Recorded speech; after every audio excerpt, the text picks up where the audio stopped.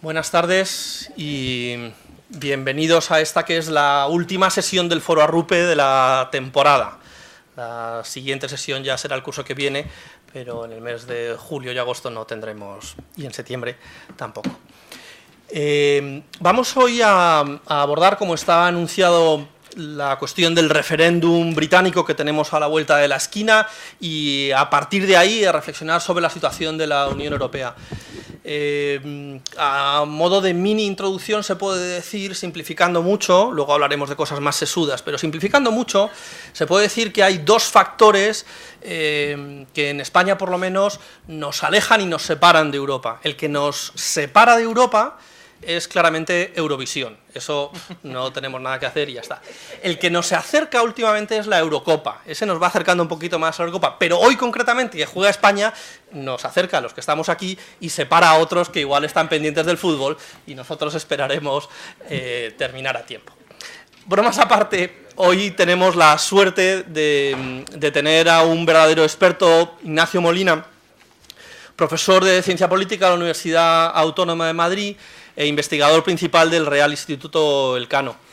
Él defendió su tesis hace unos 12 años, 2004, que hizo, al menos parcialmente, en Inglaterra, en la Universidad de Oxford, tratando precisamente sobre la transposición o la aplicación de las políticas europeas a la realidad española. De manera que el conocimiento de Reino Unido, Gran Bretaña, y de la política inglesa, pues lo ha seguido muy de cerca, y también, que sería, digamos, su campo de especialidad, las políticas europeas. Y por eso es una suerte contar, bueno, pues un verdadero experto que además tiene una gran capacidad, vamos a decir, comunicativa y de síntesis, cosa que por otro lado pues le pasa factura porque anda ahora pues de televisión en televisión y de plató en plató, así que es otro motivo más para agradecer muy sinceramente tu presencia con nosotros. Y pues como siempre hacemos, tendrá él una presentación inicial que nos ayude a enmarcar y también a lanzar preguntas en unos 20-25 minutos, para después tener un tiempo amplio de manera que vuestros comentarios y preguntas vayan construyendo la deliberación entre todos. Pues muchas gracias, Ignacio, y te escuchamos. Exacto. Buenas tardes a todos. Estoy ahora para cronometrar, bueno, tampoco seré tan prusiano, pero que para las 8:30, como tardísimo, yo haya acabado esta introducción y tengamos por delante pues hasta una hora, ¿no?, de debates. Todo el que no me voy a enfadar hoy si alguien a las 9 menos 5 tiene una urgencia futbolística y se marcha, o sea que no pasa nada, en cualquier caso, tú ya nos quedaría de la segunda parte, ¿no? Saludo a todo el mundo, un placer, muchísimas gracias, la verdad que es un honor ser invitado por el Foro Arrupe. Fijamos esto hace mucho tiempo, porque el foro está organizado muy bien, entonces hace muchos meses que no sabíamos que había fútbol, no sabíamos tampoco que el referéndum iba a ser pasado mañana. Yo creo que cuando lo fijamos, y que hace ya tiempo de eso, el referéndum se sabe que iba a ser este año, me parece que en febrero, pero luego la comisión electoral, todavía no se había fijado la fecha, o sea porque de hecho esto le ha pillado también a la propia Unión Europea, le ha pillado un poco con el pie cambiado. El Consejo Europeo, que tenía que haberse celebrado esta semana, que además era un Consejo Europeo importante porque iba a aprobar o va a aprobar un documento que se llama la Estrategia Global de la Unión Europea, que presenta la alta representante Mogherini, pues para que no entorpeciera lo han retrasado a julio. Y bueno, y aquí estamos a esta hora tan estupenda, hoy ya un día un poquito de calor, y la verdad que es un placer. Es verdad que cuando se me invitó, la idea no era tanto centrarlo en el referéndum británico, lo que pasa es que es pasado mañana y es imposible no comenzar con ello, o centrar la ponencia de introducción, centrarlo claramente en el referéndum de mañana, pero estoy seguro, ¿no?, porque era el propósito de la organización y también cuando yo acepté, y además es quizá más estimulante y sugerente, que conectemos las cuestiones concretas del referéndum de pasado mañana y de lo que puede pasar a partir del viernes, dependiendo de que salga el quedarse o el salir, entroncarlo con la situación en general de la Unión Europea en este momento, ¿no? La Unión Europea, que está atravesando una especie de tormenta perfecta, ¿no?, con acumulación de crisis. Obviamente esta es un elemento, probablemente un factor, yo diría, yo incluso no creo que sea exagerado decir que es el factor más importante, más preocupante en este momento, más incluso que los coletazos de la crisis de la deuda soberana, ¿no?, de la gobernanza del euro. Y aunque la crisis de refugiados es una crisis con un elemento de drama humano muchísimo mayor, pero es verdad que existencialmente para el proyecto de la integración europea esta es más importante, o sea, esta es más vital. Desgraciadamente, a lo mejor desde un punto de vista humanitario, la crisis de refugiados pasará y esperemos que haya estabilidad en Siria y en otras regiones que en este momento están enviando refugiados, y a lo mejor dentro de 5 o 10 años cicatrizan las heridas desde el punto de vista europeo. Sin embargo, si el Reino Unido saliera, pues sería una dinámica que dentro de 10, 15, 20 años seguiríamos hablando de esto, seguiría siendo un impacto que no puede cicatrizar, es una mutilación. Y por tanto, bueno, esto unido al auge de los populismos euroescépticos, ¿no?, que es prácticamente generalizado en todos los Estados miembros, ¿no? En España no, o por lo menos la versión española del euroescepticismo y del populismo es una versión muy distinta a la que hay en otros estados. De todo esto podemos luego hablar, porque está todo conectado, ¿no? Está conectado la reacción del electorado británico frente a los refugiados y frente a la inmigración, y es una reacción pues nacionalista, pero también la reacción contra una integración europea que se entiende que desempodera, que le quita esa idea de que el Parlamento británico tiene la primacía, ¿no?, porque ya no la tiene en algunos ámbitos, en los ámbitos competenciales, o la idea de que el Tribunal de Justicia de Luxemburgo puede incluso no aplicar leyes británicas, cosa que ha hecho bastantes veces, ¿no?, desde que el Reino Unido está en la Unión Europea, que no forma parte de la cultura jurídica británica, donde es uno de los estados donde no conciben que un juez, aunque sea un juez constitucional, que no tienen, pueda inaplicar una norma, ¿no? Pero sin embargo el Tribunal de Luxemburgo sí. Es decir, que hay una serie de elementos que tienen que ver con esto, ¿no? Además luego la supuesta burocratización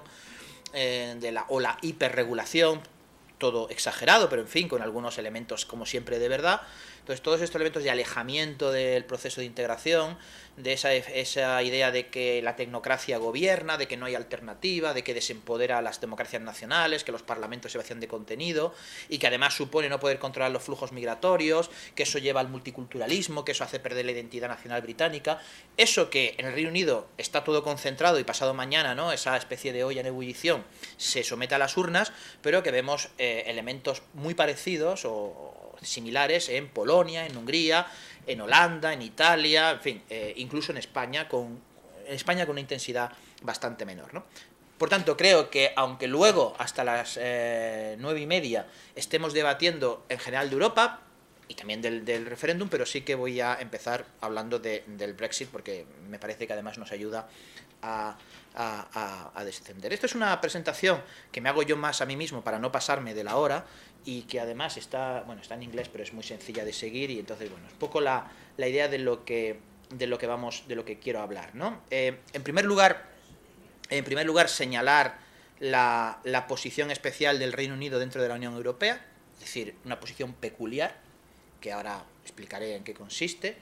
Luego, el debate interno británico, cómo se ha desarrollado sobre la relación Reino Unido, o sea, qué es lo que ha conducido a la convocatoria de un referéndum.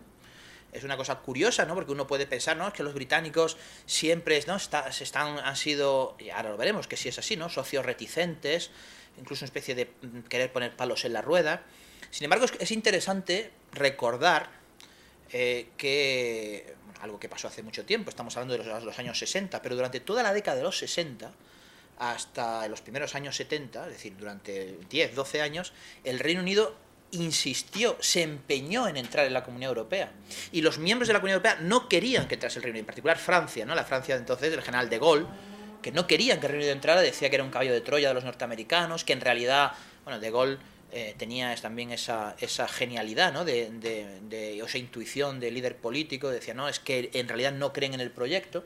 Hay que decir que De Gaulle tampoco creía mucho en el proyecto de integración europea, porque el proyecto de integración europea también supone, en cierto modo, perder soberanía, y eso para él, en el caso de Francia, tampoco le gustaba. Pero aún así, él entendía, ¿no?, una especie de Europa de las naciones, esa idea le gustaba más, y creía que el Reino Unido no formaba parte de eso, ¿no?, al estar al otro lado del continente. Entonces De Gaulle nunca quiso que el Reino Unido entrara, el Reino Unido se empeñó, tuvo que irse De Gaulle, y ya cuando llegó cuando llegó Pompidou, le sustituyó, fue cuando pudo el Reino Unido. O sea que el Reino Unido se estuvo muy empeñado, ¿no? Pero ahora veremos que a pesar de ese empeño coyuntural, tiene que ver con unos años de crisis económica terrible. En el Reino Unido los años 60 y 70 fueron años muy malos económicamente, hasta finales de los 70, ¿no? De gran crisis, de recesión, pérdida de las colonias, fueron años que los británicos consideran como casi humillantes en su historia, ¿no? Y esa situación de extrema debilidad les llevó a pedir entrar en la Comunidad Europea, y eso también forma parte de esa relación, ¿no? Un poco de no demasiado amor, ¿no? ¿Dónde estamos en este momento? También viendo un poco los últimos sondeos. Bueno, en fin, que los últimos sondeos es muy fácil, no hace falta cuando lleguemos ahí lo de adelantar. Estamos en este momento muy ajustados. Yo no diría que se ha dicho en las últimas horas, desde ayer, ¿no? Que está casi garantizado que ganará el permanecer. Bueno, hoy se ha publicado un sondeo de la principal empresa, que es YouGov, donde da ventaja al Brexit, ¿no? O sea que no está ni mucho menos garantizado. Está la cosa bastante en el alero, ¿no? A lo mejor luego nos sorprende, y como los sondeos fallaron el año pasado mucho en las elecciones británicas, ¿no? Que ningún sondeo, por ejemplo, pronosticó que el Partido Conservador iba a obtener mayoría absoluta. O sea, ninguno. Es como si en los sondeos que están haciendo ahora en España, que están haciendo muchísimos, pues de pronto llega el domingo y no sé, y gana Podemos, ¿no? Es decir, no lo había pronosticado ni un solo sondeo, o que PP saca mayoría absoluta. Pues en Reino Unido, que se hicieron decenas y decenas, no lo consiguieron ni uno solo. Es decir, que a lo mejor llevamos una sorpresa y gana el quedarse con una cierta ventaja de 15, 20 puntos. Es posible, pudiera ser, ¿no? También se equivocaron con el referéndum escocés, ¿no? Que los sondeos decían que estaba la cosa más ajustada, y luego a la hora de la verdad hubo más diferencia en contra de la independencia.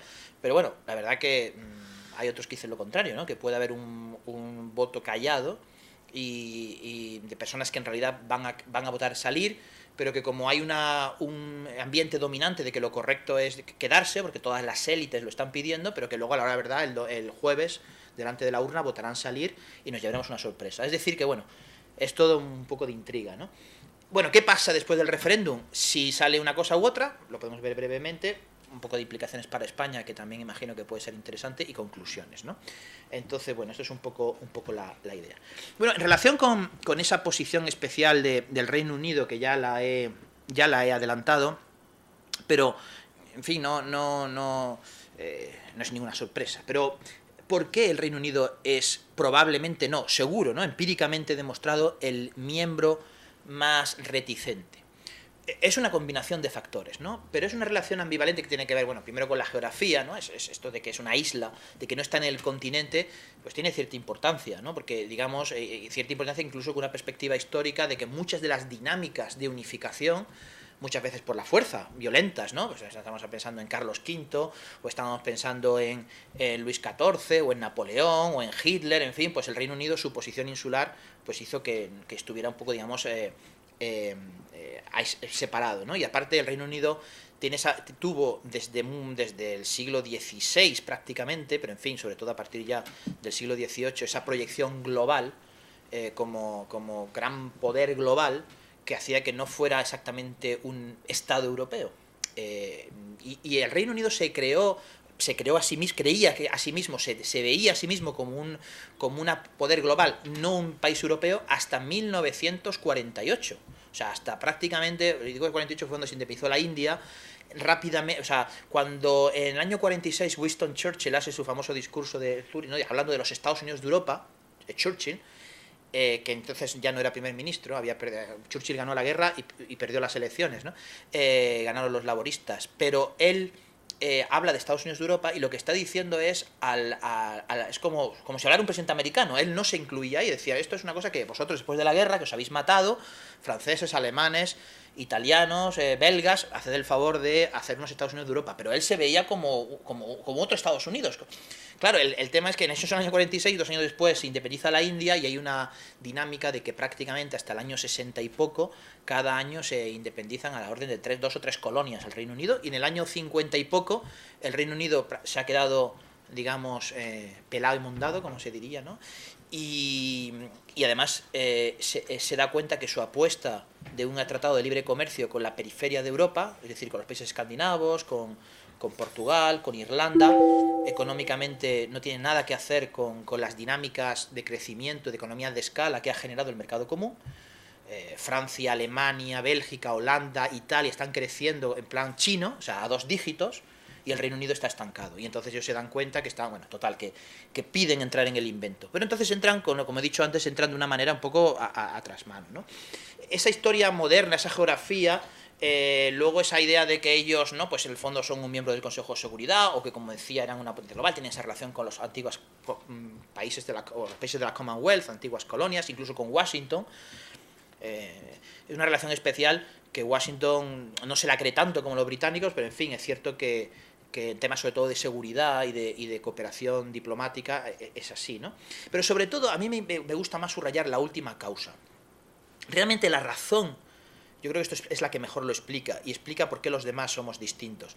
La auténtica razón es que ellos son de los pocos europeos que miran a su historia, miran a su proyecto nacional de pasado, presente y futuro, y les parece que está muy bien. O sea, no tienen un problema de esto de, como decía Ortega, ¿no?, España es el problema, o esta cosa alemana, ¿no?, de que somos un desastre porque nos da por invadir Polonia cada 2 por 3 y nos tenemos que no nos fiamos de nosotros mismos, o los italianos que piensan que solamente se pueden modernizar con Europa, o toda Europa del Este que están asustados con Rusia, o en fin, cualquier país europeo, salvo o luego los que están asustados de su propia pequeñez, ¿no?, o los que quieren aprovechar Europa para dar el salto, como le pasa a Irlanda, ¿no? Irlanda es muy europeísta en la medida que es una manera precisamente de afirmarse frente al Reino Unido. Bueno, pues el Reino Unido es de los pocos, quizá en cierto modo con los escandinavos, que mira su historia, le parece estupenda, no tiene un problema, ¿no?, de afirmación nacional, y eso hace que el proyecto europeo, que es un proyecto muy político, a ellos no les parezca político, porque les gusta más su proyecto político. A los demás,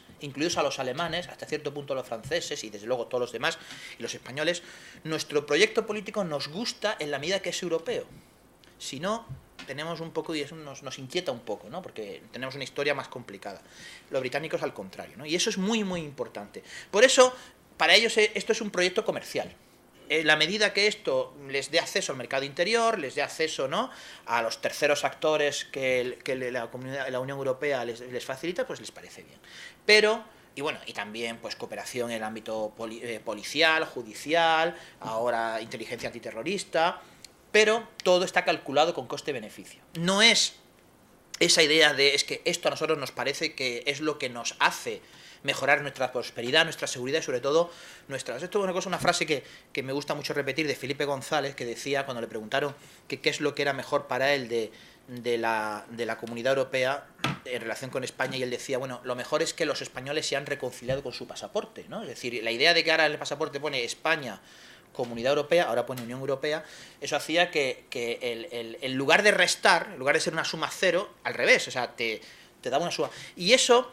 el Reino Unido es lo contrario. Todo lo que sea más Europa lo consideran que es un empequeñecimiento de eso. Y eso es una cuestión compleja. Le pasa igual a los alemanes, ¿no? A los alemanes todo lo que sea Alemania en un contexto europeo les tranquiliza. Todo lo que no sea eso les inquieta a ellos mismos, ¿no? Bueno, pues esa es un gran elemento, ¿no? En este momento el Reino Unido ya es un actor grande, es la segundo PIB después de Alemania. Es el tercero en población, pero tiene un Producto Interior Bruto mayor que el de Francia, un poquito mayor, PIB per cápita mayor que el de Francia, que le hace ser la segunda economía, la tercera en población, y por tanto eso significa que tiene una posición de poder institucional, más luego todos los elementos de poder que tiene el Reino Unido que no son su PIB, ¿no?, que tienen que ver con su poder militar. Es el único país junto a Francia que tiene un ejército que merece ese nombre, ¿no? Alemania no, Italia no, España no, Polonia no, pero el Reino Unido y Francia sí.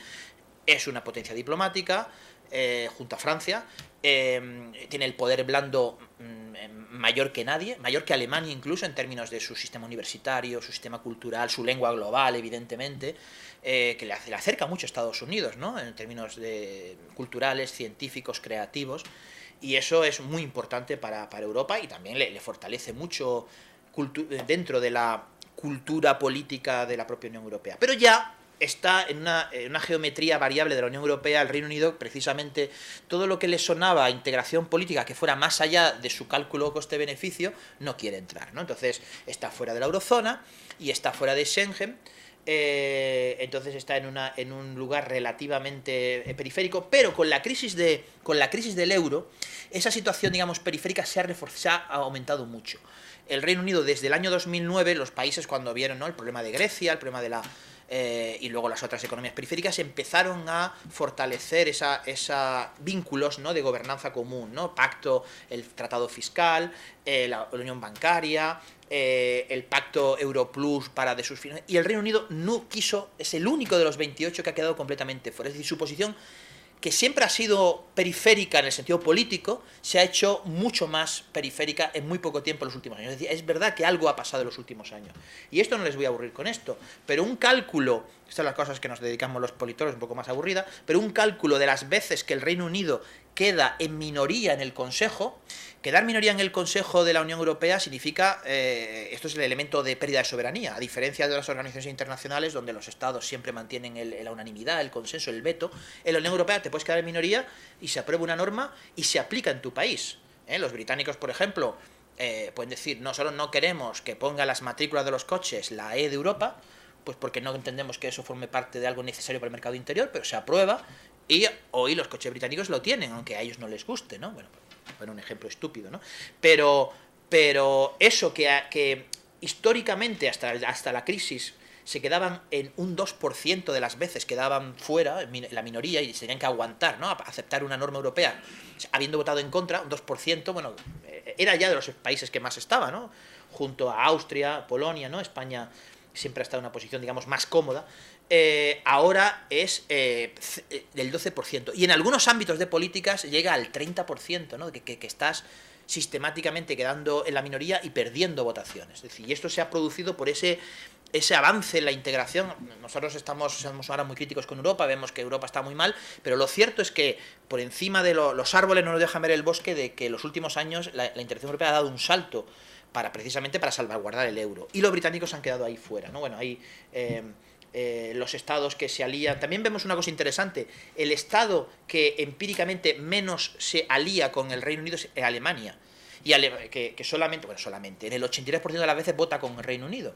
Y eso hace que Alemania, que es el país más poderoso, pues hay esa falta de sintonía, siempre relativa, ¿no? De todas formas, estas cifras, que parece que son, bueno, 83%, teniendo en cuenta que en la Unión Europea muchísimo se decide por consenso, son cifras relativamente altas, de enfrentarse con Alemania, de quedar en minoría, y eso pues crea un problema, ¿no?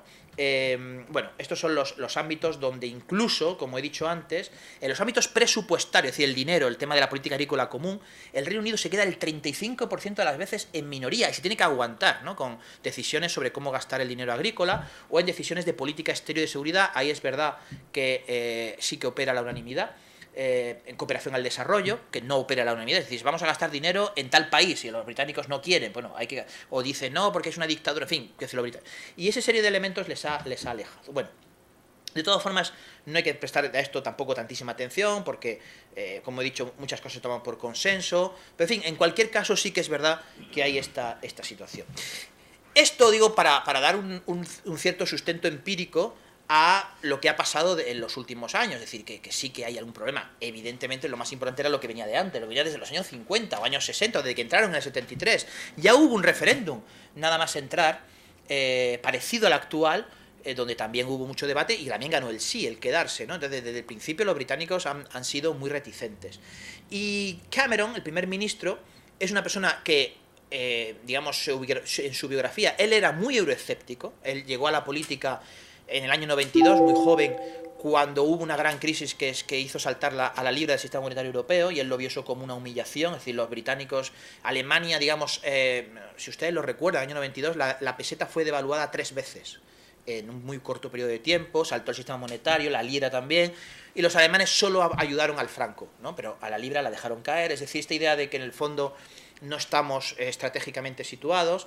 El Partido Conservador dejó en el año 2009 al Partido Popular Europeo, que es el partido del centro-derecha europeísta, ¿no? Se creó un grupo euroescéptico que está con los polacos y con los euroescépticos de Alemania y de otros países del este. En el año 2009 también entra el Tratado de Lisboa, que incluye el artículo 50, que es el que permite la salida, y en el año 2010 Cameron llega al poder, porque hasta ahora habían estado gobernando los laboristas durante la época de Blair y Gordon Brown. Y además hay él llega al poder y hay un partido, el UKIP, este partido populista euroescéptico, que en el año 2010, cuando Cameron gana las elecciones, bueno, gana, se tienen que aliar con los liberales, pero en fin, llega a Downing Street, tiene solo el 3% del voto y en las elecciones de mayo del año pasado llega al 13%.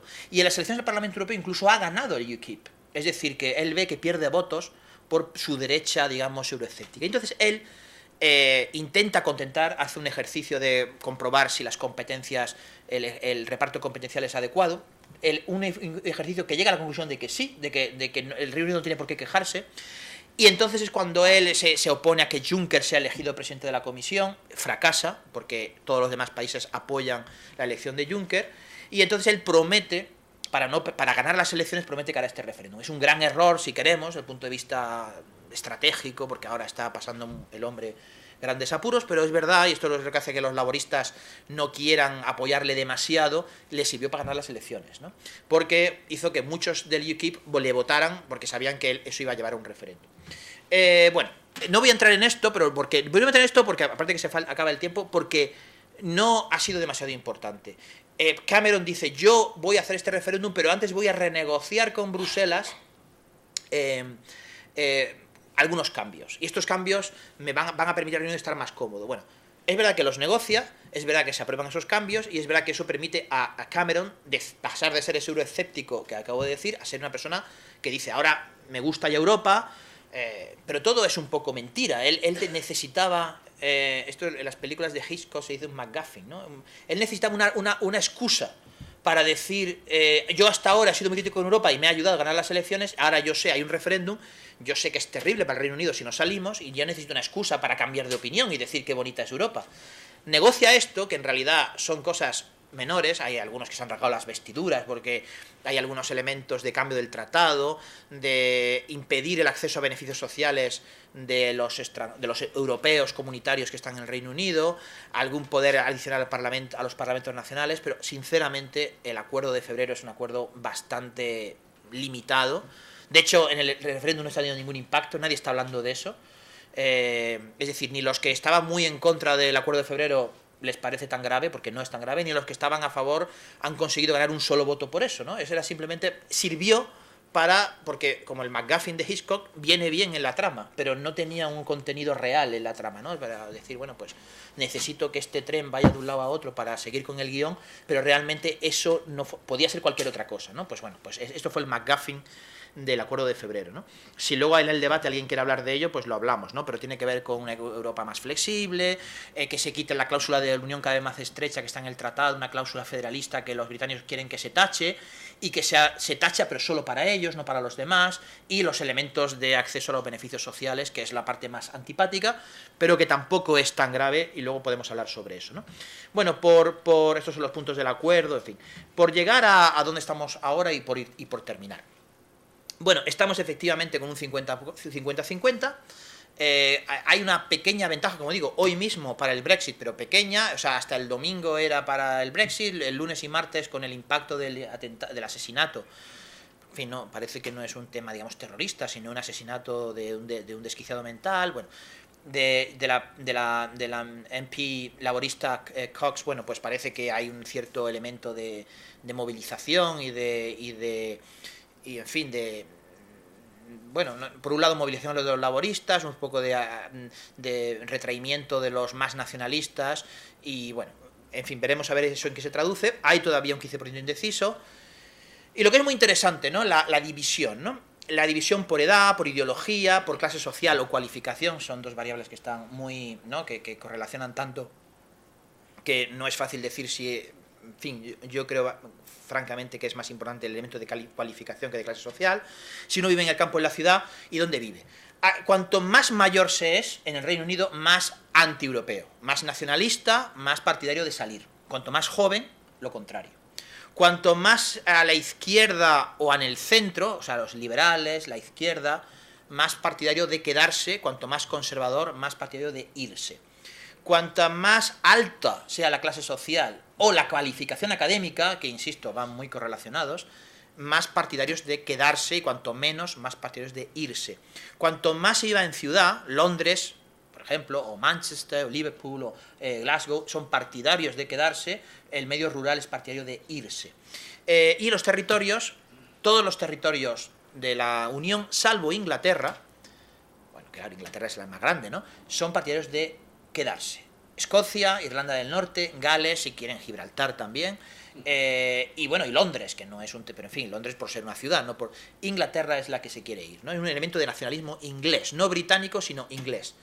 El tema clave es la inmigración, es verdad que la economía es la que está convenciendo, según un sondeo del 32%, que se querrían ir, pero hay un 32% que dice, bueno, aunque me quiero ir, la economía, como va a ser un desastre, pues entonces voto que me quedo.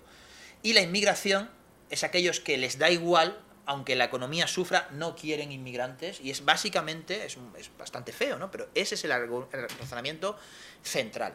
Hay algunos euroescépticos, digamos, más de izquierda, que no son xenófobos, que hablan más bien del tema democrático, de la soberanía, pero francamente estos son minoritarios, ¿no?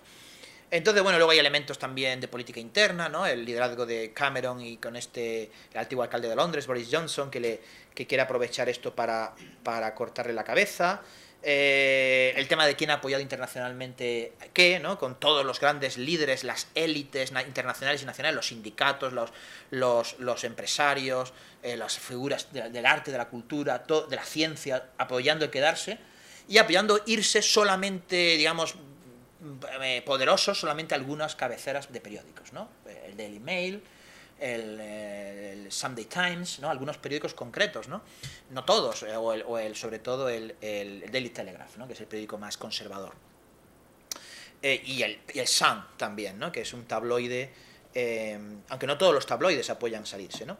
Entonces, bueno, no habrá un segundo referéndum, pase lo que pase. Esto es un tema que también se ha hablado, pero en fin, no quiero hablar ahora. Y bueno, por terminar, bueno, aquí está, yo creo que resumido quién apoya qué. Y para terminar, porque tengo estas dos diapositivas, la parte de España, si luego hay alguien, pues lo vemos en el debate, que era lo único que realmente falta, pero por terminar, tengo estas dos diapositivas un poco que resumen los pros y los contras, y con esto yo creo que está bien, porque podemos terminar. No es que yo haya querido, ¿no?, poner más contras que pros, así, por eso es más larga la lista, tanto para la Unión Europea como para el Reino Unido, es que realmente es verdad, es difícil encontrar argumentos a favor es una especie de suma negativa, todos salimos perdiendo, pero los británicos salen perdiendo más, porque claro, en una separación la parte más débil lo va a pasar peor, ¿no? Pero bueno, algún pro, bueno, pues eso de que el Parlamento de Westminster pues asegura su supremacía, que no va a seguir estando, ¿no?, digamos, condicionado tanto por las normas que vienen de Bruselas, que esta idea de que esto puede ser un acicate para que el Reino Unido refuerce sus vínculos con Canadá, Australia, Nueva Zelanda, Estados Unidos, bueno, todos los líderes de esos países han dicho que no quieren saber nada de eso, que ellos quieren que el Reino Unido siga en Europa, que ellos para un australiano, para un neozelandés es mucho más útil un Reino Unido dentro de Europa, pero bueno, los que están partidarios de eso tienen esa idea de que, bueno, pues ponemos los huevos en la cesta de la OTAN, más, ¿no?, de reforzar nuestro liderazgo en la OTAN, por supuesto controlar las fronteras, todo el dinero que nos vamos a ahorrar, dicen los británicos, porque ellos son contribuyente neto al presupuesto europeo, en fin, estos elementos regulatorios y de control de fronteras, ¿no? En contra, bueno, no van a tener acceso al mercado interior o si tienen acceso, que eso luego lo podemos ver, ¿no?, que es cómo se van luego en su caso a reenganchar, pues va a estar muy condicionado por como le pasa a los suizos o a los noruegos, ¿no?, que en realidad al final es casi peor el remedio que la enfermedad, porque para tener acceso al mercado interior tienes que aceptar la regulación de Bruselas, tienes que pagar dinero al presupuesto europeo, tienes que aceptar la sentencia del Tribunal de Luxemburgo, o sea, todo, y encima no estás en la mesa. Con lo cual, al final, pues si lo que querías era defender tu soberanía, has quedado mucho más condicionado a tu soberanía, porque ni siquiera te sientas en dices, bueno, es que ahora no me quedo en minoría. Bueno, una cosa es quedarte en minoría el 15% de las veces y otras veces es estar el 100% fuera de la habitación. Y tener que aceptar las normas si tú quieres tener acceso al mercado interior. Y si el Reino Unido dice, no, es que no quiero acceder al mercado interior, me da igual la libre circulación de mercancías, o sea, me da igual que deje de haber, no sé quién tiene de aquí Vodafone, y que dentro de 2 años ya no deje de existir Vodafone porque no tiene acceso o quien tenga el dinero en Barclays, o que tenga en los seguros Aviva, en fin, toda la serie de elementos, ¿no?, sobre todo servicios, donde los británicos son muy, muy competitivos, pues bueno, pues claro, se empobrecerá muchísimo la economía británica, que es una economía básicamente de servicios y muy conectada al mundo, ¿no? ¿Cómo se llaman hoy estaba Cameron en la fábrica de los minis, ¿no?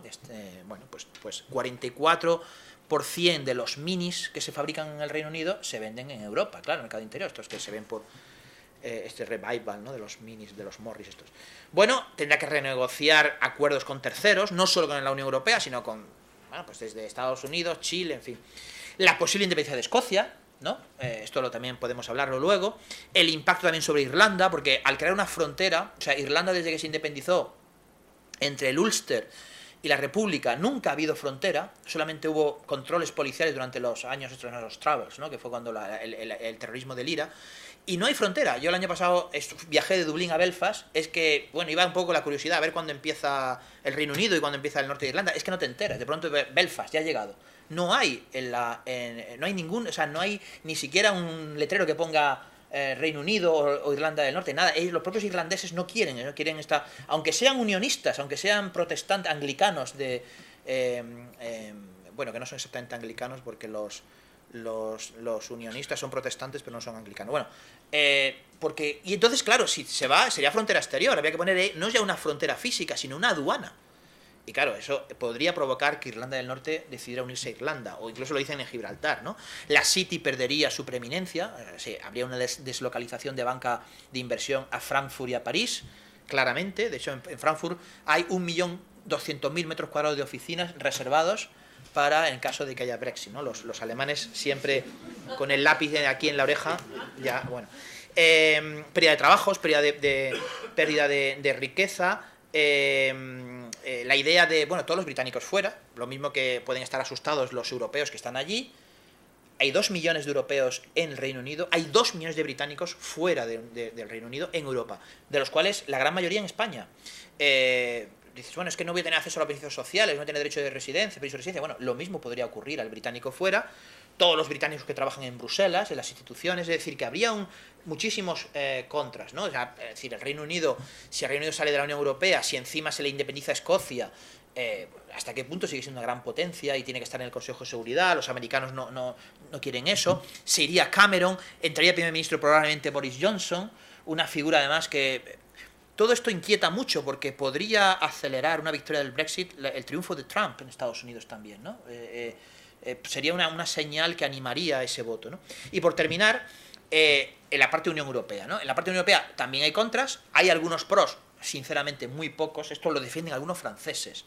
Nos dicen, bueno, pues esto es como los que acuerdan de Gaulle todavía, ¿no? Nos quitamos de medio a los británicos que en el fondo siempre han puesto palos en la rueda y entonces podemos avanzar hacia una unión más europea, podemos tener una presencia en el mundo más coherente, creernos no solo... ¿no? Porque el Reino Unido nunca ha creído en nada político, con lo cual eso de la política exterior europea o un ejército europeo nunca le ha gustado, ¿no? Si el Reino Unido no está, pues podemos avanzar en esa vía política, la eurozona podría aprovechar esto para reforzarse. Bueno, realmente es mucho más los riesgos que hay, ¿no? Por supuesto, la pérdida demográfica y económica, ¿no?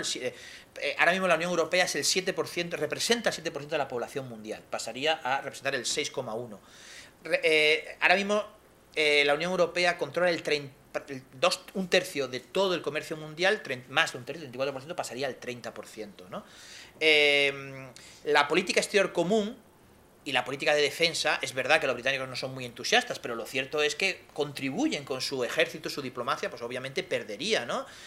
Si los británicos son de los pocos, junto a Francia, que se toman en serio el gasto en seguridad, pues dejarías de tener 2 estados para tener solamente uno que realmente tiene un ejército desplegable. El Reino Unido, que está en el Consejo de Seguridad, que está en el G8, que está en el G20, dejaría de ser un partner europeo. La economía europea también declinaría, porque recuerdo que el mercado interior es una suma positiva, todos salen ganando, es decir, que es verdad que hay muchas empresas británicas en España, pero es verdad que hay muchas empresas españolas en el Reino Unido, y libre circulación no solo de mercancías o del derecho de las empresas a establecerse, sino también de las personas, de los capitales, ¿no? Pues todo esto también perdería, ¿no? Incluso, ¿no?, la idea de que sería una Europa aún más alemana y, bueno, francesa, lo pongo entre comillas, porque... Y esa pérdida académica, ¿no?, o de poder blando que he dicho antes, ¿no?, de Oxford, Cambridge... Y sobre todo, y con esto termino los 2 últimos elementos, al final lo más grave, lo más peligroso es el riesgo de contagio, ¿no? Que este triunfo del euroescepticismo, de la mutilación, llevara a una pérdida de confianza, es decir, bueno, pues este proyecto no es atractivo, mira a los británicos que son tan estupendos que se van, y yo no veo ese salto que algún francés quiere dar, más bien lo contrario, más bien esto que el año que viene hay elecciones en Francia, pues a Le Pen le vendría muy bien. y podría ser imitado en otros países. Otros países quieren decir, bueno, yo también quiero hacer un referéndum en Holanda, en Suecia, en Francia, en Italia. Y claro, esto sí, ya sí que sería un efecto dominó terrible. Bueno, lo dejo aquí, porque de hecho me he pasado mucho, 10 minutos, pero hay muchos temas que no he sacado. Bueno, básicamente no he sacado la parte española, lo del acuerdo de febrero y un poco qué pasa, si hubiera un Brexit, cómo hay que negociar y todo esto, pero bueno, esto lo podemos ver en el debate, pero aprovecho para recordar que podemos hablar también de otros asuntos del panorama europeo en general. Así que me callo ya. Muy bien, pues muchísimas gracias. Es realmente asombroso, ¿no? La capacidad de manejar el detalle y al mismo tiempo de construir una narrativa coherente. Bueno, eso es lo que diferencia a los que saben de los que no saben, o es a los que diferencia a un profeta que dice, uno viene aquí y dice, a ver, ¿qué va a pasar en el referéndum? Pues eso no se sabe, eso es lo que sería un profetilla de baratejo, de un sabio, que es el que tiene la sabiduría, el decantado, que permite interpretar la realidad. Así que, de nuevo, muchas gracias. Vamos a abrir un turno de comentarios, preguntas. Hay por aquí un micrófono que os paso. Allá al fondo esto y luego lo pasas. Gracias. Hola. Vale. Hola. Yo, considerándome de los que no saben, me gustaría plantearle una pregunta. Parece como que al final el problema está en estos señores raros que conducen por la izquierda y beben té, ¿no? Y yo la pregunta que quería plantear era, ¿no puede ser que el problema esté que al final estamos llevando el proyecto europeo a un objetivo en el cual muchos europeos no creemos, y yo me considero uno de ellos? Vamos a agrupar un par de ideas. Sí, perfecto. ¿Cómo cuánto tiempo se puede estimar que dure la transición en el caso de que salgan? Vamos a pasar por allá.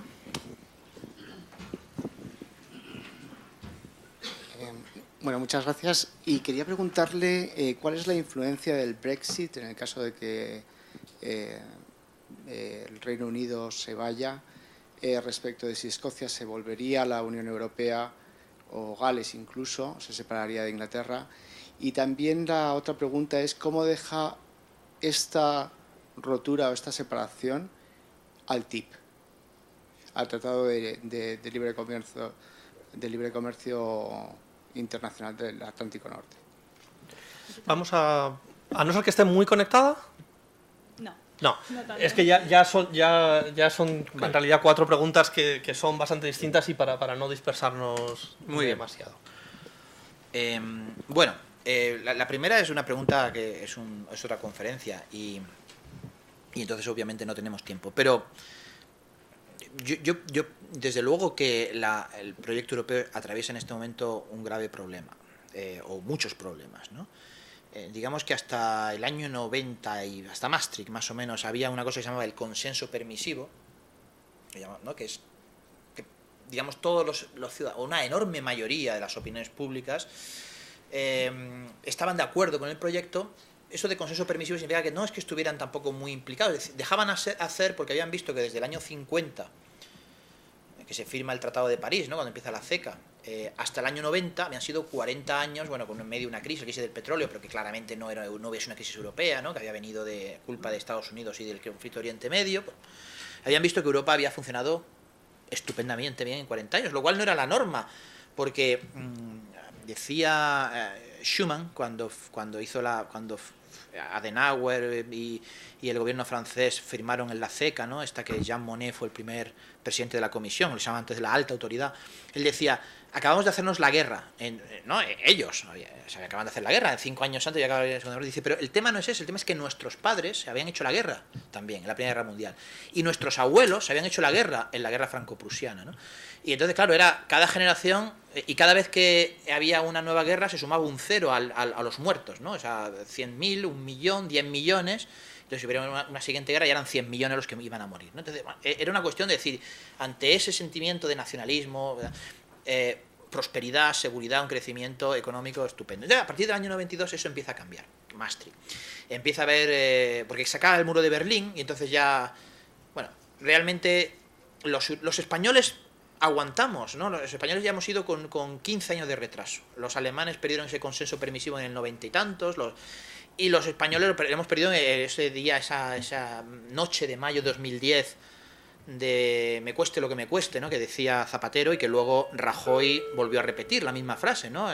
Me cueste lo que me cueste, seguimos en el euro y tal. Y entonces los ciudadanos ven que si la Unión Europea le había dado más poder a ellos mismos, ¿no? Una democracia de más calidad, más prosperidad, e incluso más orgullo, esto que acabo de mencionar de Felipe González con el pasaporte, pues justo hemos visto en España que en los últimos 5 años hemos tenido menos prosperidad, digamos, por culpas propias, pero también por ciertas rigideces de la gestión de la gobernanza del euro, claramente, ¿no? De austeridad, de evaluación interna, menos calidad de la democracia, porque hemos visto cómo casi había a veces, ¿no? Esto, que si llevaba un fax de Frankfurt o de Berlín o de Bruselas y se aplicaba, no es así, pero en fin, se ha caricaturizado esto, incluso la reforma constitucional del año 2011, y que hemos perdido ese orgullo, porque ahora con esto de los países periféricos del sur, pues esta idea de reconciliarme con el pasaporte, pues es decir, que ha habido en general, entonces, bien, pero digo que es otra conferencia, porque como he dicho antes, en el año 74, nada más los británicos entrar en la Unión Europea, en la Comunidad Europea, ya pasó lo mismo.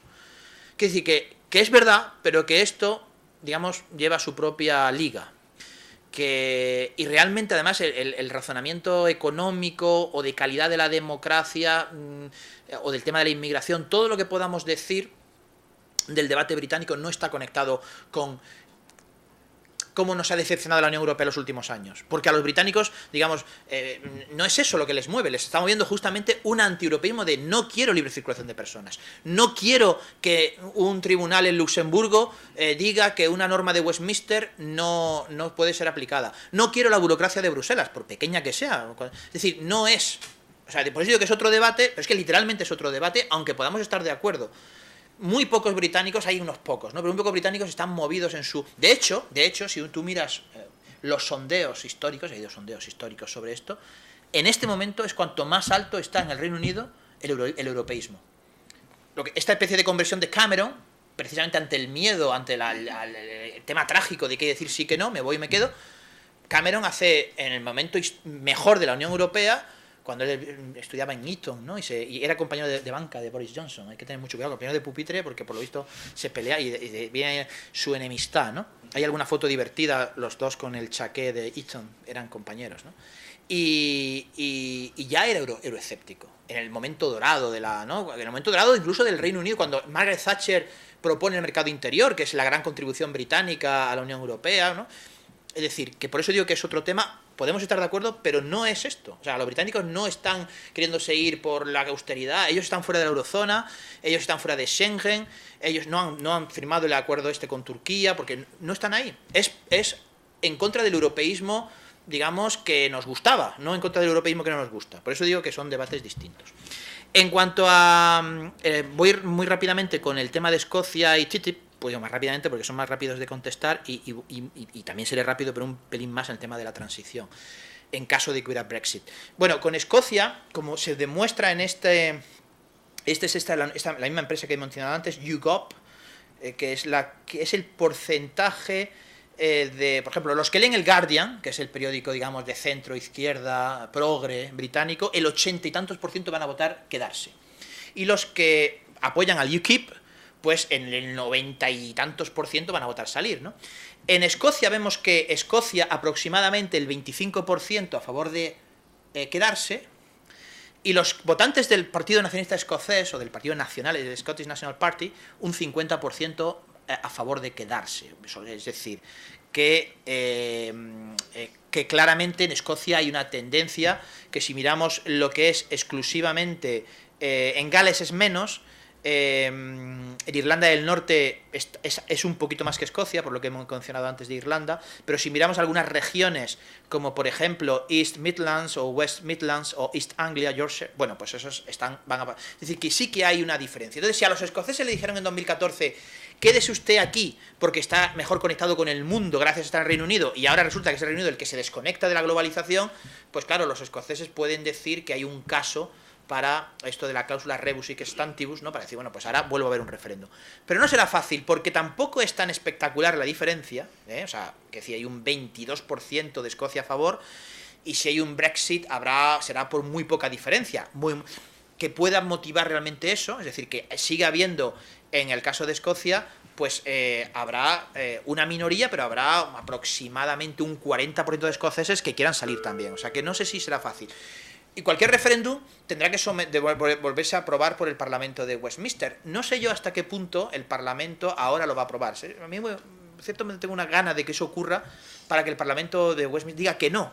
Y entonces todos estos argumentos de que eres muy democrático el Reino Unido, porque ese referéndum se convocó porque Cameron tenía claro que lo iba a ganar. Lo mismo que este referéndum lo ha convocado para ganar las elecciones del año pasado. Es decir, que Cameron ha sido bastante cortoplacista y un poco egoísta en el tema de los referendos, ¿no? En lugar de negociar más descentralización para Escocia, que hubiera sido lo razonable, y que es lo que querían los escoceses, pues dijo esta especie de órdago, porque lo vais a perder, y luego, bueno, pues casi no. Y por supuesto el nacionalismo escocés ha subido, ha arrasado con el Partido Laborista. Esta misma semana los Tories escoceses han dicho que se quieren separar del Partido Conservador británico. Es decir, que bueno, ha sido un poco desastre. Pero bueno, sí, habría un caso para eso. Y la Unión Europea, y esto, vamos, yo no tengo duda de que una independencia legal acordada de parte de Escocia Escocia rápidamente entraría en la Unión Europea, por no decir de manera automática. No automática legalmente, pero sí simultánea. No me cabe duda. Y más si el Reino Unido se está saliendo. Si el Reino Unido se está saliendo y Escocia se quiere quedar, pues no veo ningún motivo para oponerse. Ni en los países, si España se opusiera, a mí me resultaría bastante patético, la verdad, porque tú no puedes estar luchando contra tus fantasmas internos, ¿no? En los Highlands, ¿no? Mira, pero bueno.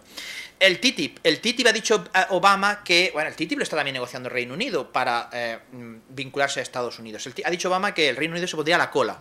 Primero habría que negociar el TTIP y luego ya veríamos qué hacían con el Reino Unido, que mientras tanto tendrían una relación como la de ahora, o Organización Mundial de Comercio, OMC. El TTIP probablemente perdería un apoyo porque el Reino Unido es favorable al TTIP, lo mismo que en general, por ejemplo, España, pero yo creo que habría TTIP, salvo que gane Trump, y habría TTIP, pero probablemente, digamos, descafeinado, ¿no? Los elementos más controvertidos, como ya los franceses quitaron la parte cultural, pues la parte esta controvertida de la solución de controversias extrajudicial pues se acabará quitando, porque no es aceptable por una mayoría de europeos, y todo se retrasaría, pero los que estarían peor serían los británicos, porque ya ha dicho Estados Unidos que hasta que no acabe su acuerdo con Estados Unidos no piensa negociar nada con el Reino Unido. ¿Y qué pasa? Que si tú eres una empresa que te quieres instalar en el Reino Unido porque tienes acceso al mercado interior y hay este periodo de incertidumbre, y esto entronca ya con la última pregunta, de decir, bueno, esto va a ser X años de negociación, o sea, el artículo 50 dice 2, pero pueden ser, según cálculos, hasta 9. Pues ninguna empresa va a tomar una decisión de inversión hasta que esto no se resuelva.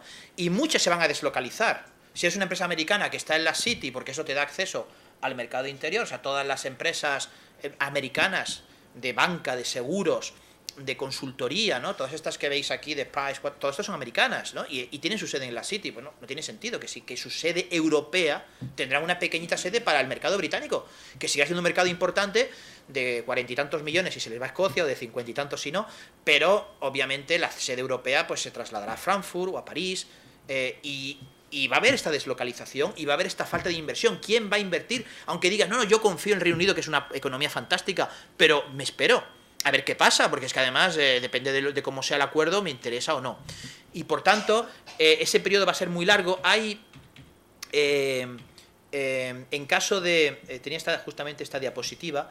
En caso de Brexit, no, en caso de que se queden, hay que aplicar el acuerdo ese de febrero, que como he dicho antes es un acuerdo bastante, a mi juicio, de poca importancia.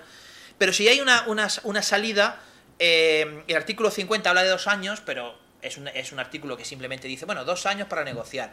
Pero hay que negociar, el Reino Unido tiene que negociar su salida, su reenganche con el mercado interior y los acuerdos con terceros, con todos los países del mundo, porque durante estos 40 años, como la Unión Europea tiene competencia exclusiva en política comercial, absolutamente todos los acuerdos del Reino Unido actuales con Corea, con Japón, con Chile, con México, con Canadá, son europeos. El Reino Unido tiene que renegociar esos acuerdos y eso va a tardar mucho tiempo. Ya digo, hasta 9 años según un informe de la Cámara de los Lords, ¿no? Pero, y bueno, ¿y qué alternativas hay? Lo más divertido es que, bueno, se habla de, ¿no?, la alternativa noruega, la suiza, la turca, la canadiense, en fin, hay varias.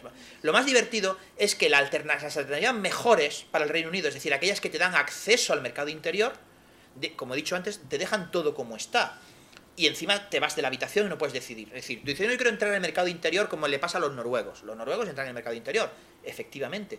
Pero los noruegos pagan dinero al presupuesto europeo, desde fuera, porque si no, la Europa no les deja. Resulta que tienen libre circulación de personas, aceptan la regulación europea y aceptan la sentencia del Tribunal de Luxemburgo, desde fuera, sin tener juez en Luxemburgo, sin tener comisario, sin tener diputados en Bruselas, Estrasburgo. Y eso, o sea, decir, la situación más privilegiada te deja aún más fuera. Y la menos, y dice, bueno, pues yo como los chinos o los rusos, o sea, OMC, no quiero saber nada. Muy bien, no, pero entonces la economía británica perderá muchísimo, se habla de hasta un 5% del PIB de aquí al 2019. Un impacto de 5% en 3 años es un impacto muy grande, es un impacto, digamos, a la griega en la economía británica. Y eso provoca desempleo, provoca recesión, provoca recortes, porque ya están hablando, habrá austeridad. Y claro, porque además hay deslocalización, hay menos exportaciones, hay menos atractivo. Entonces, y luego los acuerdos intermedios, como el acuerdo de unión aduanera turco o el acuerdo de libre comercio canadiense, pues cada uno de ellos tiene sus pros y sus contras, pero ya digo, es muy fácil. Si lo mejor para la economía británica es lo peor para la soberanía, y lo mejor para la soberanía británica es muy malo para la economía, con lo cual, bueno, tendrán que ver. Y por supuesto, la parte europea va a ser muy dura, por varios motivos. Primero, porque están un poco cansados de los británicos. Segundo, en Bruselas, ¿no? Segundo, porque no pueden dar un modelo para otros. Si todo quedan tan bien, pues luego los holandeses, los suecos querrán lo mismo. Entonces habrá que haber una idea de penalizar al que se va. Y tercero, pues por un cálculo, porque los británicos están en una posición negociadora muy débil, y entonces dirás, me voy a aprovechar en 2 años.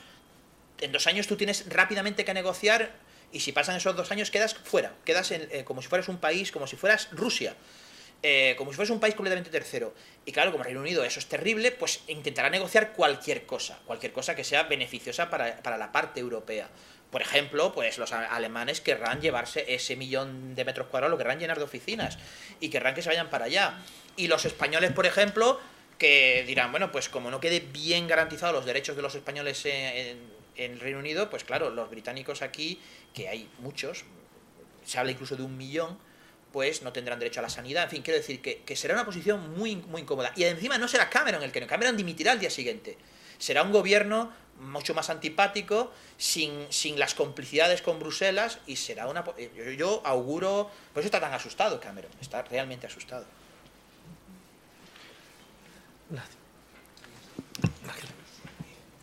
Sí, buenas tardes. Yo quería que profundizáramos, que nos dieras algún ejemplo, si es que lo tienes, que seguro que lo tienes, de estas votaciones que ha perdido el Reino Unido y que supongo que ha creado mal ambiente en el país.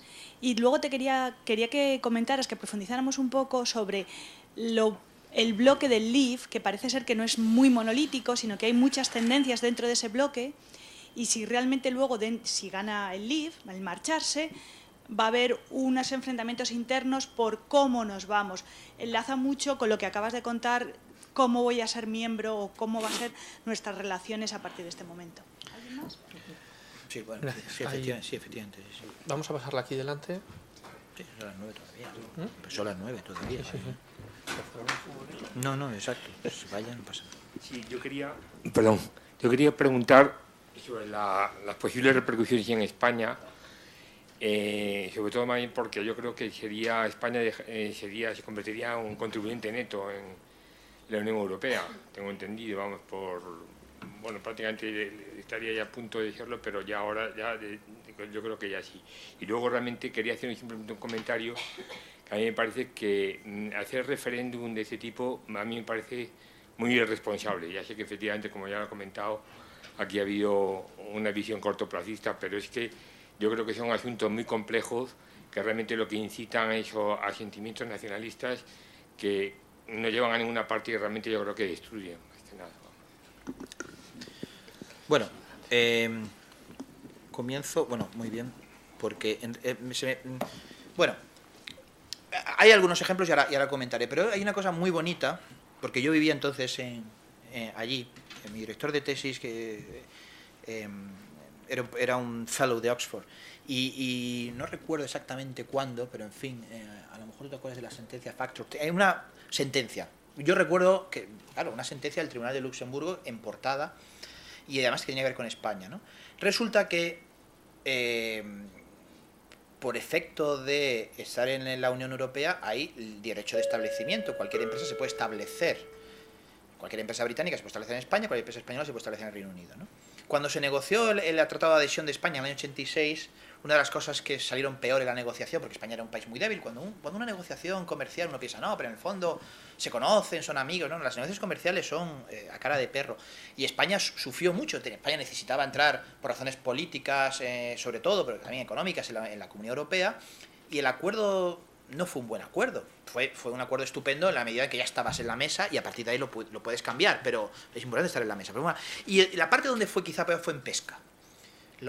Había unos periodos de transición realmente humillantes para la flota española. Los españoles tienen una flota pesquera muy competitiva, otros dirán muy depredadora, y entonces, bueno, pues la fama les precede a la flota gallega, vasca, asturiana, y entonces tenían hasta en el norte de Europa, ¿no? Y la flota andaluza en los bancos del sur. O bueno, en el Cuerno de África también ahora, ¿no? Como la piratería. O sea, nos hemos enterado todos los barcos que teníamos allí pescando, ¿no? O cuando la crisis del fletán en Canadá. Pero justamente dije, no, aquí no va a pescar ningún español hasta que pasen 30. O sea, me parece que hablaba de 35. Eso es un periodo brutal de periodo transitorio. Y entonces las cofradías vascas, sobre todo las gallegas, que son muy listas, dijeron, bueno, no tengo acceso a la política de pesca común, me parece muy bien, pero yo me voy a Portsmouth, me voy a Plymouth y compro barcos. Soy una empresa, me instalo allí, soy una empresa, ¿no? Y entonces me llamo Guetaria Limited Company, o Portugalete, o Ría de Betanzos, y empezaron a comprar barcos británicos, ¿no? Y entonces, bueno, pues resulta que empezaron a pescar, y entonces uno paseaba por la costa del sur de Inglaterra a finales de los 80, principios de los 90, y estaba todo lleno de banderas de Galicia, del País Vasco, y una banderita chiquitita, pero eran españoles todos, ¿no? Y entonces el gobierno británico lanzó lo que se llamó la Merchant Shipping Act, que prohibía prohibía matricular barcos de pesca si uno no era británico. Claro, eso obviamente rápidamente fue a un juez, y el juez hizo una cuestión prejudicial al Tribunal de Luxemburgo y le preguntó, los pescadores españoles han demandado y dicen que esta ley es ilegal, es contraria a la Unión Europea. Como he dicho antes, nunca, jamás, en la historia de la soberanía del Parlamento británico, nunca ningún juez ha dicho que una ley del Parlamento británico es inconstitucional.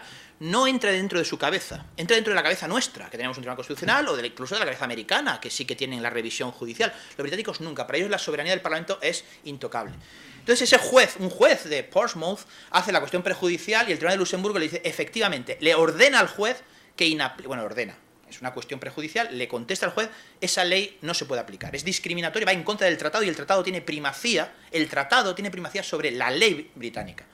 Y entonces yo recuerdo que eso fue para ellos, ¿no? O sea, un tribunal extranjero hace que una ley británica no se pueda aplicar, para que encima los españoles pesquen. O sea, claro, era una combinación de elementos, y además yo estaba allí, pero eso estuvo en la prensa, en las portadas de todos los periódicos, duró mucho tiempo, hubo que reformar esa ley, se cambió esa ley para que no fuera discriminatoria.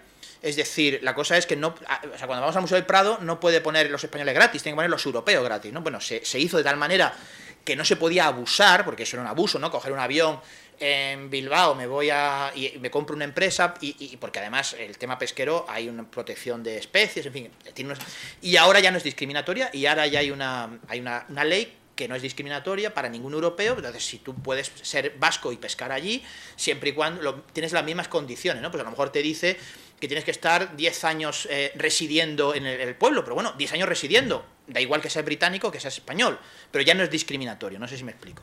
Bueno, pues ese es un ejemplo.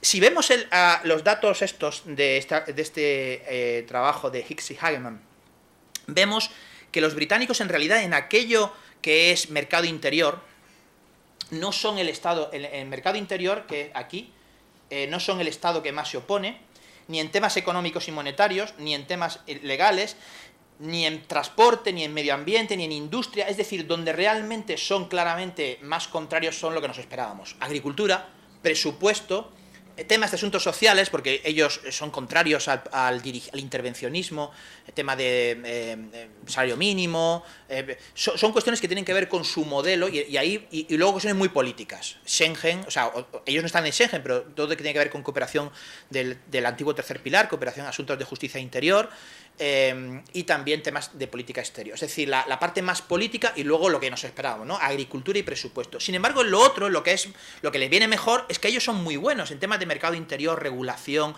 transporte, medio ambiente. Ahí son buenos y no están, ¿no? Pero es lo que esperábamos. Bueno, sobre el tema del Leave, bueno, hay al menos 3 distintos partidarios del Leave, ¿no? Está Farage, es decir, los xenófobos, anti-inmigración, que estos carteles, no sé si los han visto, ¿no? De que son directamente, ¿no? Muy... que incluso los propios muchos de los votantes del Brexit les parece mal, ¿no? Este es el UKIP, ¿no? El UKIP y incluso la extrema derecha británica nacionalista, bueno. Luego están los Tories, los conservadores, digamos, centro-derecha, euroescépticos, que están dirigidos por Boris Johnson, ¿no? Y bueno, algún ministro más que algunos se ha pronunciado, otros que están con Cameron, pero que están esperando que Cameron tropiece para recordar que ni Tony Blair ni Margaret Thatcher, que son los 2 primeros ministros que más han durado en el poder en Reino Unido, han perdido las elecciones, han sido matados políticamente en el Consejo de Ministros por sus propios ministros, ¿no? A Thatcher fue una traición y a Blair lo fue también, ¿no? Con lo cual esto puede ocurrir en el gabinete del primer gabinete después del referéndum, ¿no? Que si pierde, ¿no? Y ahí hay otros, ¿no? Theresa May, por ejemplo. Pero en fin, estos son, digamos, los más presentables dentro del centro derecha.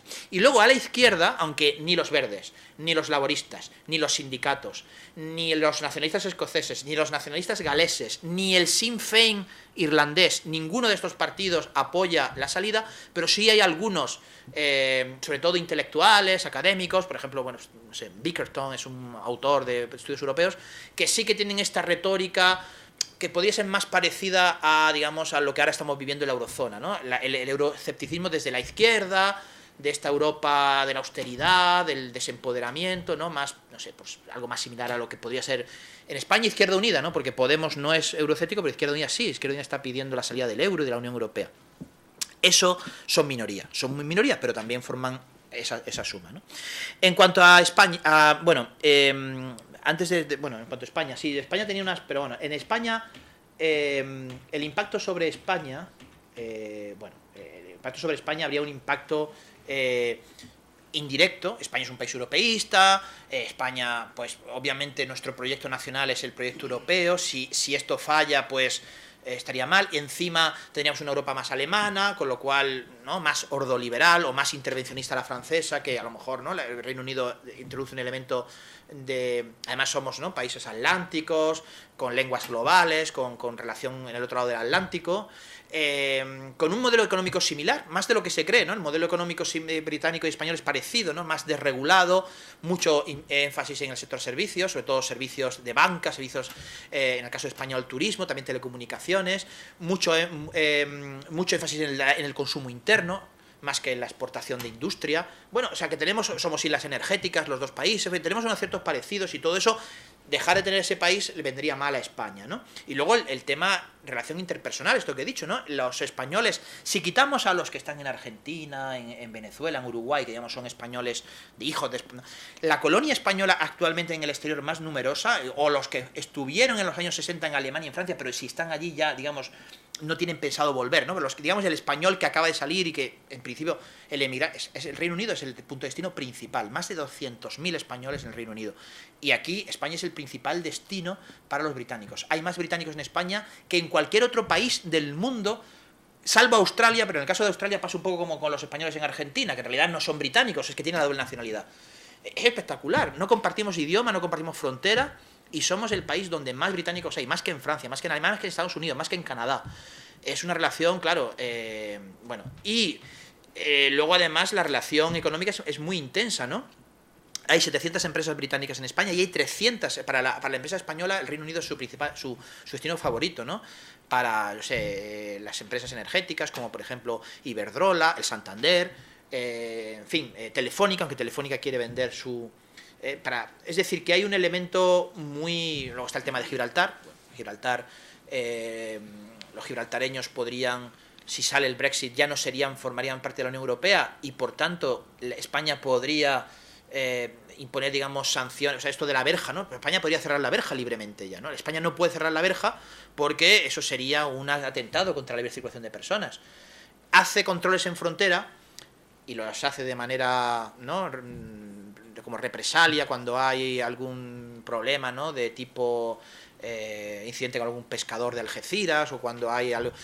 pero lo hace apelando a que como no forma parte de Schengen puede hacer controles en frontera.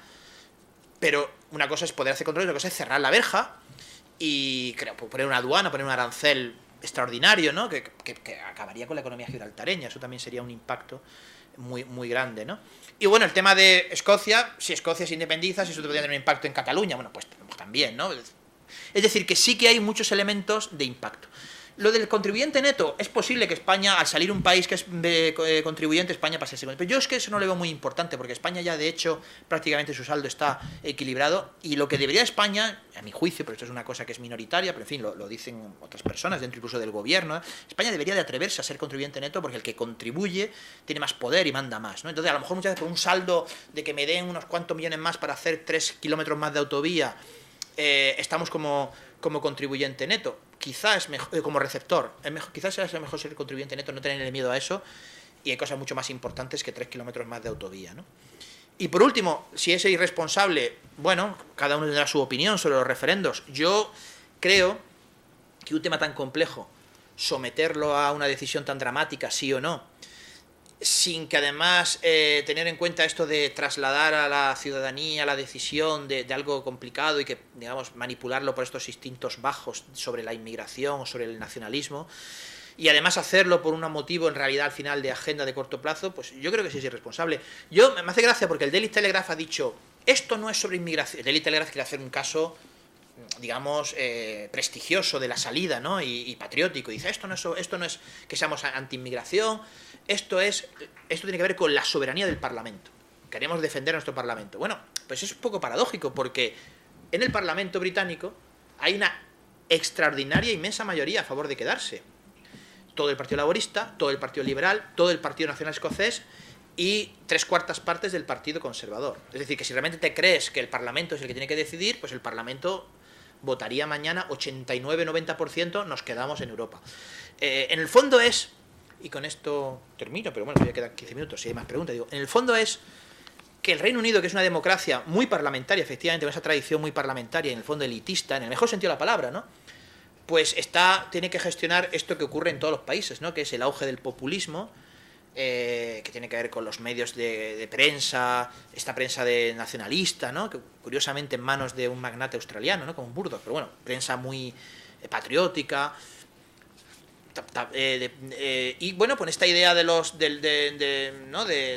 que aquí lo que hay es un establishment, que en cierto modo es verdad, o sea, en fin, el elitismo pues tiene una parte positiva y una parte negativa. A lo mejor ahora estamos con el foco sobre la parte negativa, que existe, pero hay una parte también positiva. Entonces, la democracia británica estaba acostumbrada a que el político tome una decisión y convenza al electorado de que esa decisión es la correcta, o sea, interroga al electorado sobre por qué lo ha hecho, y si no, además me votas y me voy y eliges a otro. Pero no está acostumbrada a referendos. Ahora bueno, los británicos hacen referéndum como los suizos. Mentira. En la historia del Reino Unido ha habido 4 referéndums nacionales, y en esta sesión he mencionado 3 de ellos. He mencionado el primero que se hizo en los años 70 sobre la integración, el de Escocia de hace 2 años, y este. Y luego hubo otro en el 2011 sobre el sistema electoral. Solamente ha habido 4 referendos nacionales en la historia británica. Ha habido muchos referendos locales, o referéndum para en Irlanda del Norte también. 4. Y entonces es como metes en una democracia de parlamentaria, muy de élite, muy clasista también, muy clasista, metes un instrumento de democracia directa tan simplificador, y esto en el fondo nos traslada a todo lo que está pasando en Francia, en Italia, en España, en Holanda, en Grecia, de cómo la democracia representativa gestiona el populismo y bueno, pues es complicado, claro, de gestionar. Y tiene incluso algún elemento positivo, porque el populismo tiene elementos positivos, ¿no? También hace ver el alejamiento de las élites de ciertas decisiones, pero está bien, el populismo suele estar bien como llamada de atención, como toque de atención, como diciendo aquí hay un problema. La solución que da, pues es un poco más inquietante, ¿no? Porque al final, si el resultado es que los británicos van a ser menos prósperos, menos seguros, con el referéndum van a afectar a terceros, a nosotros, por ejemplo, y van a ser al final, tampoco van a conseguir lo que pretenden. Es decir, yo estoy muy enfadado con el mundo, entonces tomo una pataleta, me voy, y el resultado es que estoy peor. Pues entonces, bueno, es que la política, yo creo que, pero bueno, esto sí que es otro debate. Yo creo que los políticos no han tenido la valentía de explicar que la política es el mal menor. La política es el arte del mal menor y de cómo explicar el mal menor. Entonces, quizá porque somos caprichosos, poco infantiles, o no creemos que la política es el arte de lo bueno y de lo mejor. No, eso es otra cosa, es la justicia. O no, la política es en dos soluciones, no cuál es la mejor, sino cuál es la menos mala. A veces resulta que la menos mala es estupenda, pero si la menos mala muchas veces es mala también, pero es menos mala. Entonces, eso es muy difícil de vender. ¿Cómo ganas unas elecciones diciendo yo le prometo a usted el mal menor? Si hay otro que te dice yo le prometo a usted el cielo, pues claro, no. Vamos a pasar el micrófono para allá, que hay otra. Mientras tanto, yo voy a hacer dos preguntas, creo que breves, aunque la respuesta no sé si lo son. Una es por si puedes profundizar algo más en el factor de la migración, Entre otras cosas, porque, si no entiendo yo mal, para un inglés o para un británico, el inmigrante, por decir así, simplificando, es el polaco, pero no el pakistaní, ¿no? O sea, cuando estamos hablando de inmigración, estamos hablando de migración europea, no de la Commonwealth que emigran, ¿no? Y eso da un elemento también muy interesante. Y la otra pregunta es, dijiste al principio, si sale el Brexit, lo que tenemos es una mutilación y aquí tenemos un brazo amputado. Pero si sale el que se queda, ¿qué tipo de heridas y de cicatrices pueden quedar? Porque claro, se quedan, pero se quedan bien. Bueno, en relación con la inmigración, es curioso, sí. A nosotros solemos llamar inmigrantes a los que no son europeos. Solamente a los rumanos les decimos inmigrantes, quizá, ¿no? Pero hay alguna inmigración polaca en España, relativamente importante, pero para nosotros los inmigrantes, hay básicamente 3 colonias de inmigración económica en España: marroquí, no de Norte de África, marroquí, porque hay muy pocos argelinos, son marroquíes. En América Latina, en general, sí muchos, pero hay bolivianos, ecuatorianos, colombianos, peruanos, hay de todo, pero vamos, básicamente es verdad que bolivianos, ecuatorianos y colombianos, pero en fin, hay. Y luego, aunque hay una inmigración latinoamericana que no es económica, incluso ahora que se habla mucho de los refugiados, nosotros hemos tenido, España ha sido un país receptor de refugiados, lo que pasa es que nunca de las dictaduras argentinas, chilenas, uruguayos, muchos en España, que llegaron en los años 70 y 80, pero que nunca, hay algunos que son famosos porque del arte, de la cultura, pero que nunca se le consideraron refugiados porque consiguieron trabajo y entonces, bueno, muchos tenían doble nacionalidad, pero en realidad eran refugiados, ¿no? Muchas veces cuando se hace el cálculo del esfuerzo español de refugiados no se acuerda uno de aquello, pero en fin, digamos, esos tampoco bueno, inmigrantes económicos. Y luego los rumanos, que es verdad que desde el año 2007 forman parte de la Unión Europea, pero en general al ciudadano europeo, británico, alemán, francés, italiano, portugués, no le llamamos inmigrante. Es un ciudadano europeo, no es para nuestro lenguaje. Y es verdad que el británico, todos son inmigrantes. ¿Qué pasa con los paquis estos, no? Bueno, si llegaran ahora sí les llamarían inmigrantes. Lo que pasa es que muchos de ellos, ya es que son británicos, son de segunda generación, tercera generación. Esto tiene que ver con el multiculturalismo. Muchos, a diferencia, o sea, el modelo británico de integración de la inmigración era dejar que siguieran siendo pakistaníes, ¿no? Y son pakistaníes, pero ya son británicos también. Y claro, es que no pueden ser inmigrantes porque es que tienen pasaporte británico. Pero es verdad que justamente, aunque puede resultar desde un punto de vista, ¿no? Pues en el fondo, el alcalde de Londres es un fantástico ejemplo de eso, ¿no? Pues claro, es que de verdad, es que realmente no son extranjeros, son británicos. Y para un británico, un polaco es un inmigrante, y un español es un inmigrante. Y y habría que ver si un irlandés también lo es, ¿no? Pero sí, o sea, tienen esa... Y eso es verdad, es muy difícil. Y eso demuestra que su idea de Europa es económica. No consideran que ese sea un ciudadano europeo, o sea, un europeo en Reino Unido, es un inmigrante. Es que además se llama así todo el rato. Nosotros no diríamos un inmigrante británico, es que nos sería hasta raro.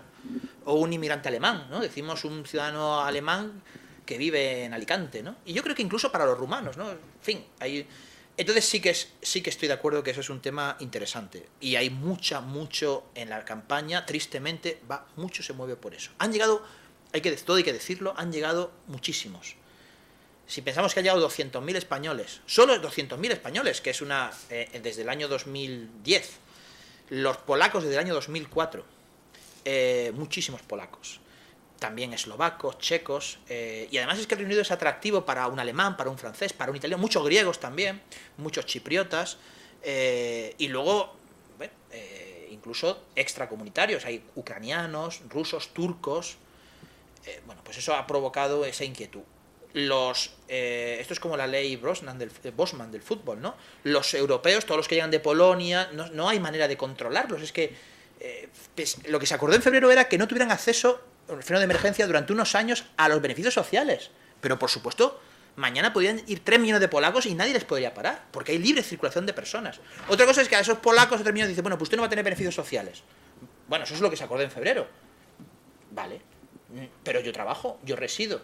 Y realmente esa idea de que no hay capacidad de controlarlos, y es verdad, si es que el tratado impone la circulación de personas, pues es lo que está movilizando claramente el Brexit.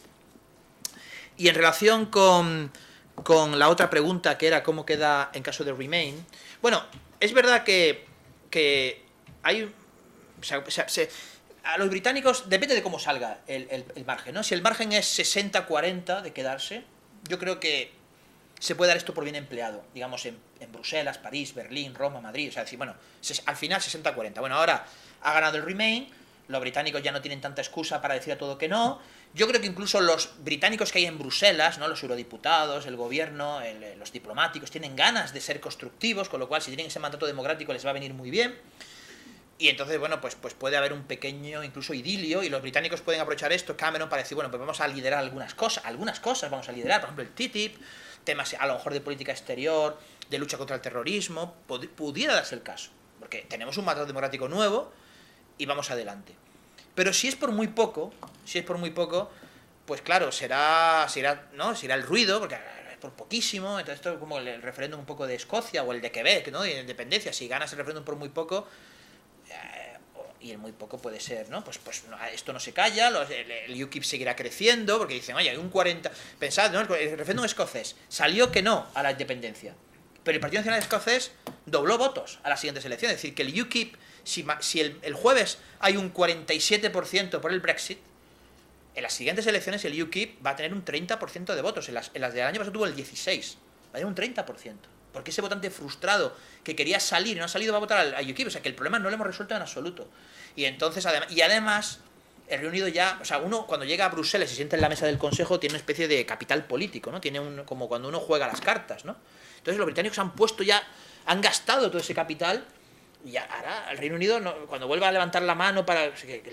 ¿no? Hay ya poco margen de flexibilidad, es como le pasó a Grecia, que había gastado su crédito o su capital. Los británicos tenían mucho capital político, pero lo han gastado. Es verdad que si sale ese margen pueden volverlo a acumular, porque el Reino Unido es un país tan atractivo, tan potente, que puede empezar a liderar cosas, y entonces, bueno, pues volverán a llenar su depósito de capital político, pero ahora mismo lo tienen bastante agotado. Y la paciencia de los demás muy agotada. Y los que más, los franceses, que les tienen esta...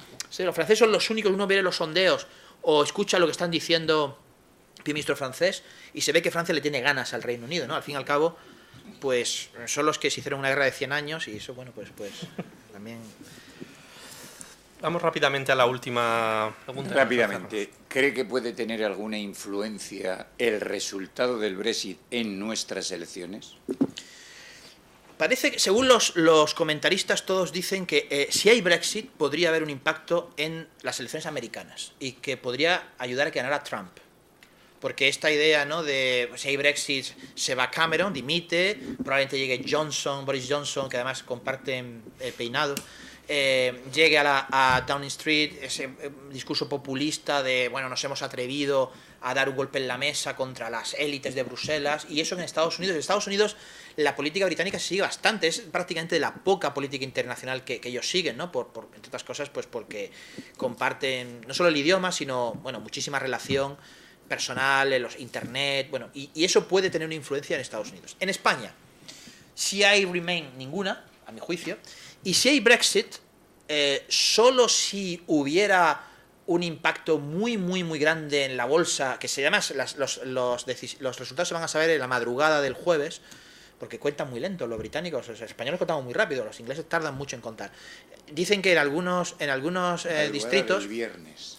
Sí, en algunos, bueno, a las 7, 8, bueno, a ver, en algunos distritos han decidido que cierran a las 10 de la noche, además cierran a las 10 de la noche, cierran a las 10 de la noche la urna y se van a dormir. Y llegan al día siguiente tranquilamente y lo cuentan.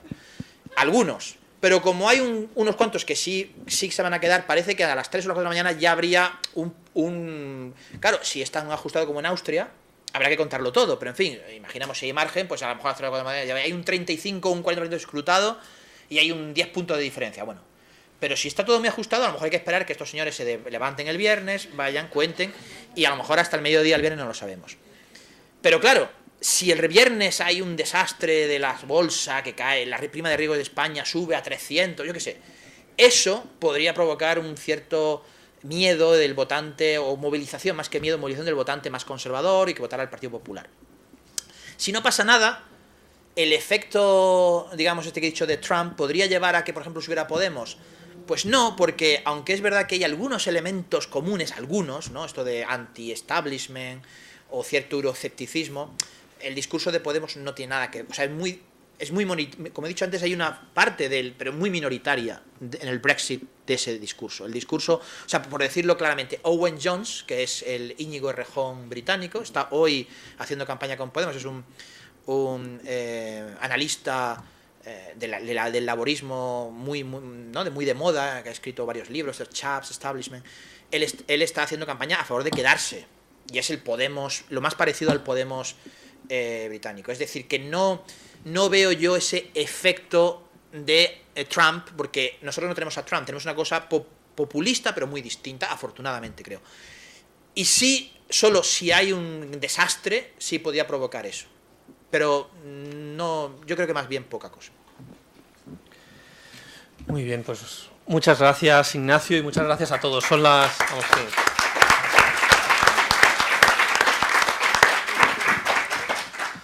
Son exactamente las 9:30, o sea que es la hora de terminar. Y como os decía, este es el último foro arrupe del curso, por lo tanto retomaremos en octubre.